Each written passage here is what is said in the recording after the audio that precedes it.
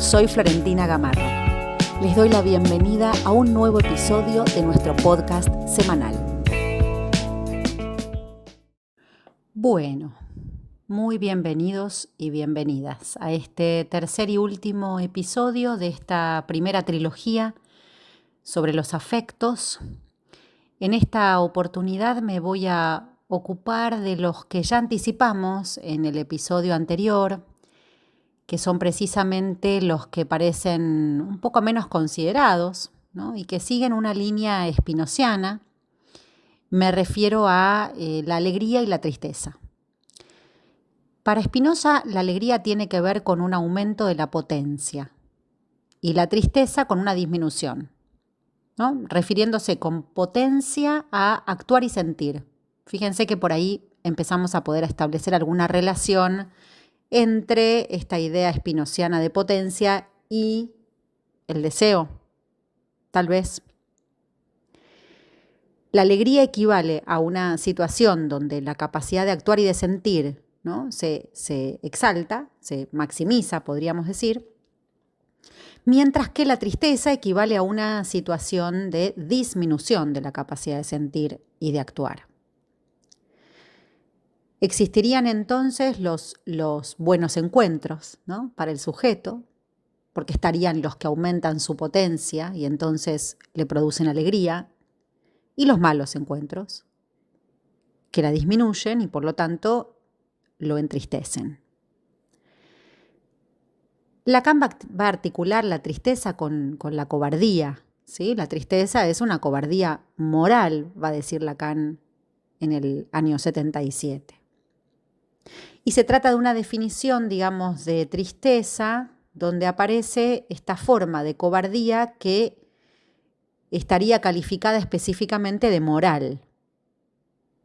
Entonces, así como articulamos la alegría con el aumento de la potencia y la tristeza con la disminución de la potencia, tal vez podamos pensar qué relación hay entre la alegría y la ética, por un lado, y la tristeza y la moral por el otro, ¿no? Porque si Lacan se va a referir, dicho de otro modo, ¿no?, a la estupidez como aquella debilidad mental, la debilidad mental, por su estructura, funciona en el sujeto como un efecto de ese registro imaginario, digamos, propio del yo, como una función de desconocimiento, ¿no?, como una pasión de ignorancia.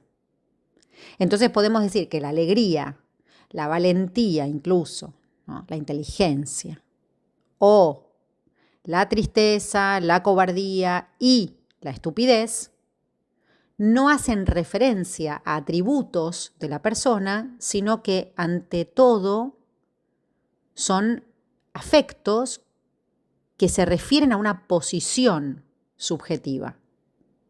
Pero además van a hacer referencia a los lazos, a los colectivos, a la dimensión social, diríamos. Primero porque nadie se alegra solo, ¿no? Nadie incluso toma una posición valiente solo. Y muchísimo menos nadie es dueño de una inteligencia solo. De la misma manera, nadie está triste solo, ni es cobarde solo, y mucho menos estúpido solo, ¿no? Esas cosas bien podrían reservarse en soledad, pero no es el caso.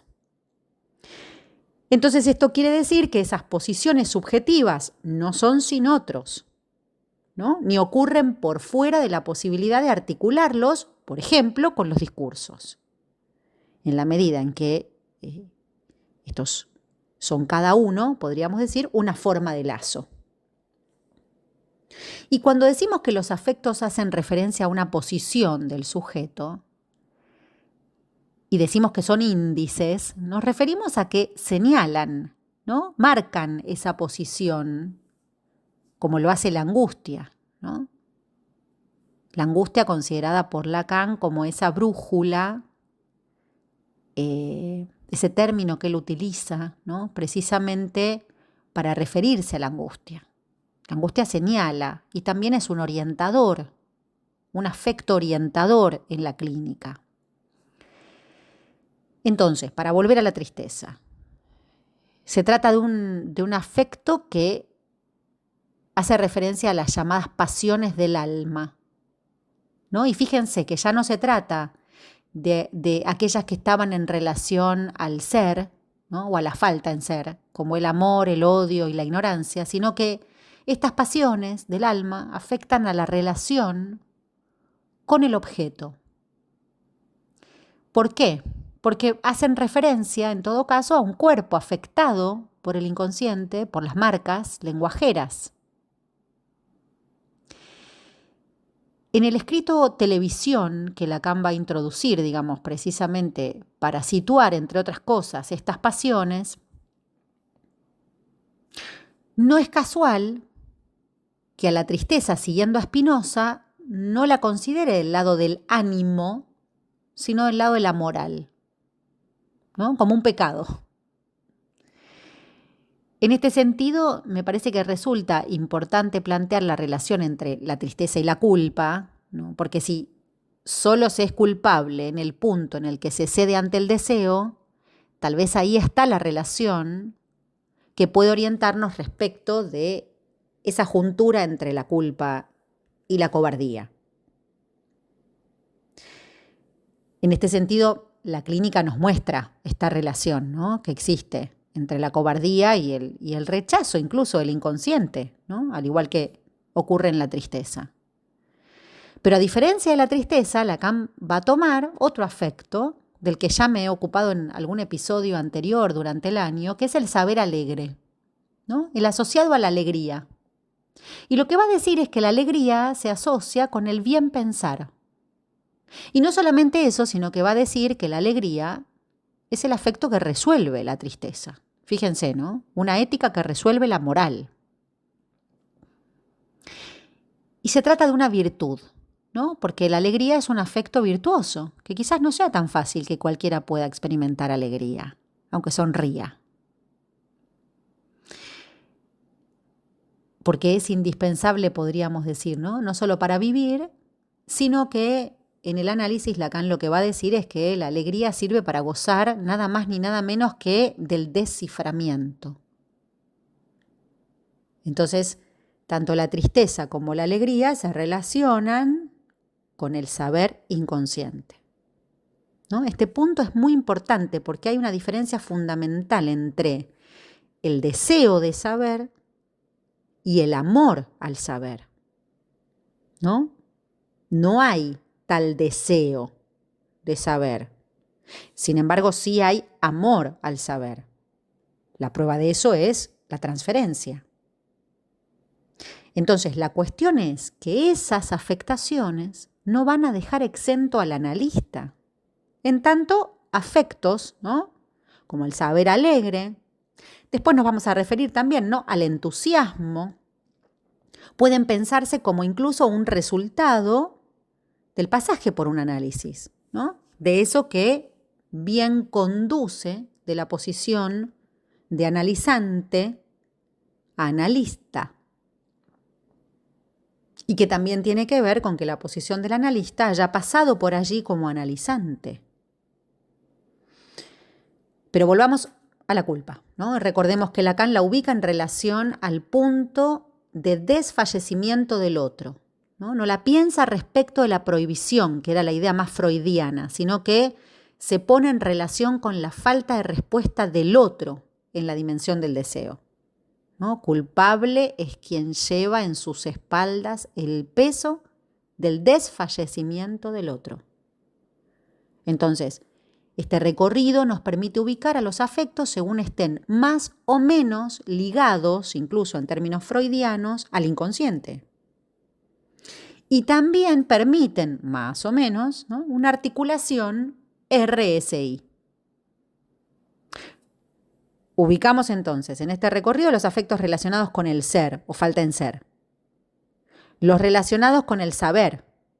Y ahora nos vamos a dedicar, en este recorrido, a ubicar cuántos de estos afectos se pueden relacionar con la posición del analista. O, digamos, con esas cuestiones que permiten ubicar, ¿no?, el deseo del analista como un efecto del análisis. Y me voy a referir a esos que quedan del lado de la función, deseo del analista, que en algún punto me interesa pensar también como el estilo, ¿no? Y que no son menos importantes a la hora de ponerlos en su lugar, ¿no? Al igual que el pudor, por ejemplo, ¿no?, cuya falta por parte de los analistas puede tener consecuencias muy graves, ¿no? Del mismo modo que el saber alegre y la ignorancia docta, ¿no? Estos son tiempos en los que la desfachatez no deja de alcanzar, ¿no?, a la revisión, a que se nos vuelva necesaria la revisión de la posición de los analistas. Sobre todo porque cuando el amo, en cualquiera de sus formas, se pone en su lugar, entonces el problema es la obediencia, ¿no? Porque ordenaría el discurso, ¿no?, en el doble sentido, ¿no? Lo ordena en términos de quién sabe en qué lugar ponerlo, sino que además le da órdenes, ¿no?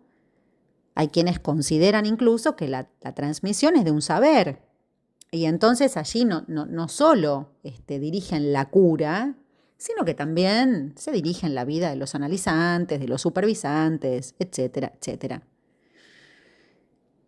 Porque si hay algo que el discurso analítico permite, es mantener la distancia que existe entre ese uno y ese dos, ¿no? Entonces, ¿qué pasa cuando alguien se pronuncia agente de lo que dice o hace, ¿no?, incluso de lo que es, ¿no? ¿Hay alguna posibilidad de que alguien se diga ser algo, cualquier cosa? Bueno, ahí comienza a tener graves consecuencias, ¿no? Esto que podría pensarse como la impudencia o la impudicia, ¿no?, que es esa falta de velo, esa falta de límite que mantiene el borde de lo insabido. En este sentido, digamos, la impudicia es lo contrario de la transferencia. ¿Y por qué es importante no dejar de lado las afectaciones del analista en este punto? Bueno, en primer lugar, porque hay afectos referidos a la castración y hay afectos que no están relacionados con lo que falta, ¿no?, sino que con lo que cumpliría la función de suplir, ¿no? Aquí la orientación nos la da el campo del goce, el goce fálico, el goce del sentido, el goce del síntoma, ¿no?, que muy por el contrario a lo que se suele creer, no producen satisfacción, son índice del padecimiento del sujeto. Pero ahora bien, me gustaría proponerles pensar un grupo de afectos que podríamos ubicar ligados a la ética y posiblemente pensar en torno a ellos los afectos más relacionados con la posición del analista. Mejor dicho, que resultan de las marcas de los análisis de los analistas, en el mejor de los casos. También hay otras marcas que producen otros efectos. Pero esas marcas de las cuales el analista da cuenta como analizante se podrían convertir incluso en su estilo. Si pensamos que el deseo del analista no es un deseo puro, entonces los afectos están de algún modo allí como efecto, ¿no?, de su posición a la que llegó, ¿no?, incluso en su propio análisis. Respecto de esto, el saber alegre es un afecto que involucra al saber y a la ética, ¿no? La alegría es una dimensión que está más allá de la categoría del goce, va a decir Lacan, ¿no? Es una plenitud subjetiva, limitada por el carácter. Entonces, que la alegría esté más allá del goce implica pensarla en relación a los registros, ¿no?, simbólico e imaginario. Curiosamente, una articulación similar a la que hace con respecto al amor. Lo interesante, digamos, es destacar que si atañe a la articulación entre lo simbólico y lo imaginario, es que tiene que ver con la ley. Y si pensamos en el orden de las pasiones y cómo Lacan las aborda, ¿no?, las pasiones del ser, como habíamos mencionado hace un rato, se diferencian de las del alma, ¿no? Se trata de dos dimensiones distintas, porque cuando hablamos de la pasión que afecta al sujeto, no lo hace de cualquier modo, ¿no? Atañe precisamente a la relación del cuerpo con el lenguaje. Entonces, si el sujeto que se trata, ¿no? Del sujeto del que se trata en un análisis es el sujeto dividido, se trata de que en tanto dividido se va a buscar en el otro, ¿no? Y esto que se va a buscar en el otro, el objeto, se busca para colmar. Y este es el engaño del amor, ¿no? Se ama cuando se supone un saber en el otro, así como se odia cuando se supone un goce en el otro. Incluso el odio mismo puede hacer referencia, ¿no? A esa juntura imaginaria simbólica, pero también a la dimensión real. Porque el punto es que las pasiones del ser son todas inherentes a eso que podríamos pensar con la alienación, ¿no? Es decir, ponen en juego la relación al otro. Mencionábamos hace un rato el escrito televisión. Perdón. En este escrito Lacan retoma el tema de las pasiones, pero las va a llamar pasiones del alma, ¿no? Y no las va a poner en relación al otro, sino que las va a ubicar respecto del ser hablante con su propia alma. Y entonces acá empieza el tema de la tristeza, el saber alegre, la gratitud, pero también ubica el tedio, el mal humor, ¿no? Digamos, la tristeza, la gratitud.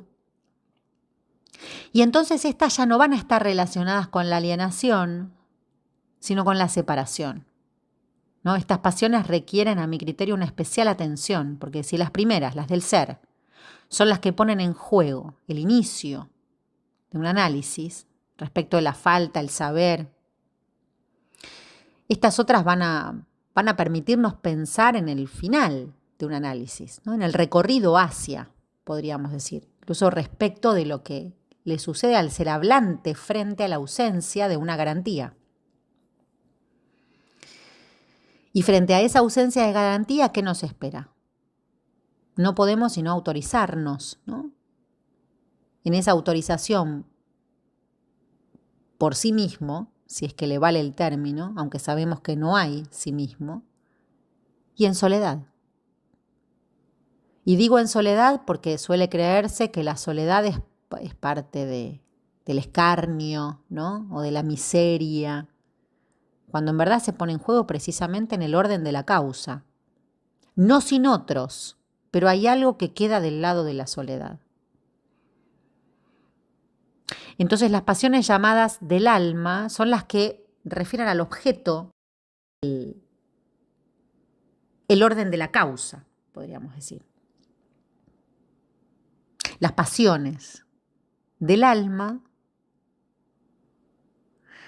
van a poner en juego el cuerpo, el goce, ¿no? Y también esta idea de uno. Hace un ratito hablábamos del tedio. ¿Qué es el tedio? ¿Qué es el tedio sino lo que encontramos cuando nuevamente, ¿no?, nos pasa lo mismo, en esa repetición, en ese uno que se repite? De igual modo, el mal humor, ¿no?, que es un efecto a veces esperable como afecto en el inicio de un análisis.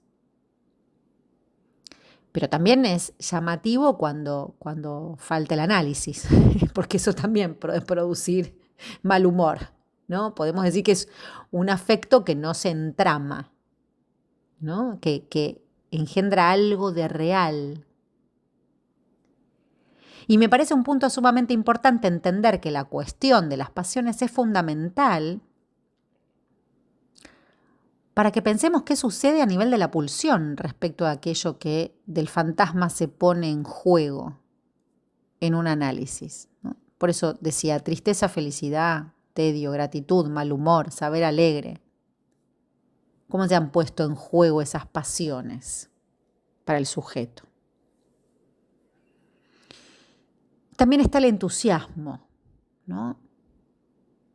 El humor, que son afectos que permiten, para decirlo de un modo claro, que el goce no puede tramitarse por medio del saber, que no es articulable al saber.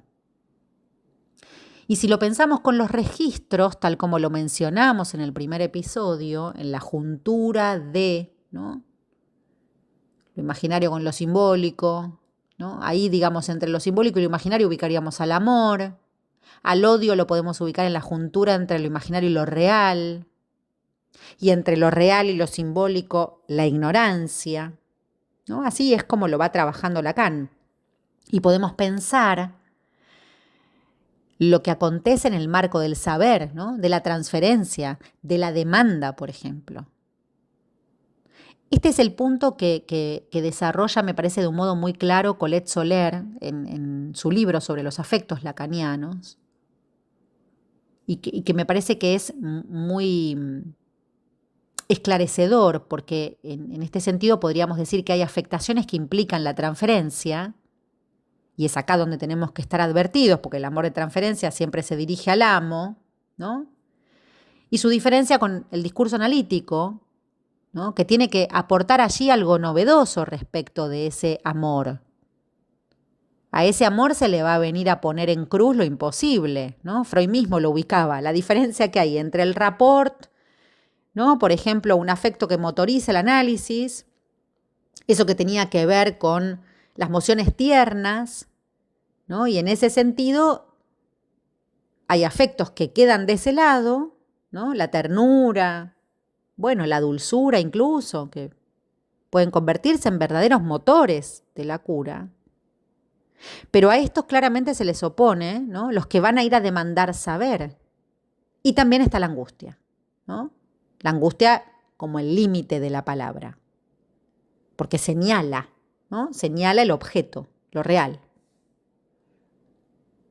Es eso que Lacan dibuja, ¿no?, en el nudo, ubicando los 3 goces, por ejemplo, ¿no?, el goce de sentido, el goce fálico, el goce del otro, ¿no? Entonces, en las intersecciones entre simbólico e imaginario, Lacan va a dibujar, ¿no?, el sentido.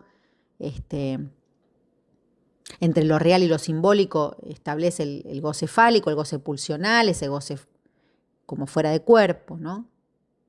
Y lo que llama goce del otro es precisamente eso que va a volver imposible volverse uno con el otro. Entonces, en ese punto de imposibilidad hay una gama de afectos que se nos van a presentar en la clínica, ¿no?, en ese terreno, podríamos decir, que luego va a dar paso tal vez a ese otro goce, ¿no?, ese goce fuera del lenguaje. Y es por esto que las dimensiones clínicas o que los afectos en la clínica son orientadores, ¿no? Es interesante que pensemos qué está sucediendo con la posición de los analistas respecto al saber. Considero que hay posiciones, ¿no?, que se erigen, y uso este término para darle todo el valor, ¿no?, incluso de rigidez o de estoicismo, como amos y dueños del saber, ¿no?, pero que distan bastante de ese rasgo que aporta la alegría, ¿no? Tal vez ese sea el rasgo que queda del lado de cierto cinismo, me animaría a decir. Mientras que por su parte el entusiasmo supone una relación con el otro, con la causa analítica, podríamos decir incluso, porque responde a la relación entre el significante y el objeto, ¿no? Lacan dice, en tanto el analista, digamos, es el que da cuerpo a lo que ese sujeto deviene bajo la forma de objeto A. El analista es el que da cuerpo a eso. Entonces el saber alegre no es la indiferencia, no es el optimismo, ¿no?, sino que se sitúa en ese pasaje necesario en el recorrido analítico que va de la impotencia a la imposibilidad. Por eso la alegría consiste en dar lugar al goce, ¿no?, en el ejercicio del saber, porque admite en algún punto esa extimidad de ese goce que no se puede reabsorber por medio del saber, por el saber, ¿no? Y de igual modo el humor, que tenía para Freud una especie de dignidad, así lo decía, ¿no?, de la que carecían el chiste y lo cómico, y el entusiasmo, que son afectos que responderían a eso real advenido por el análisis. Hay de los afectos luego de pasar por el trabajo analítico y esto no puede quedar por fuera de la posición ética de un analista. Si el entusiasmo es necesario, ¿no?, para sostener el deseo del analista, es por esto que Lacan nos advierte que el saber alegre es una recompensa. La recompensa de un esfuerzo continuado, atrevido, tenaz, subterráneo, que a decir verdad no es para todo el mundo.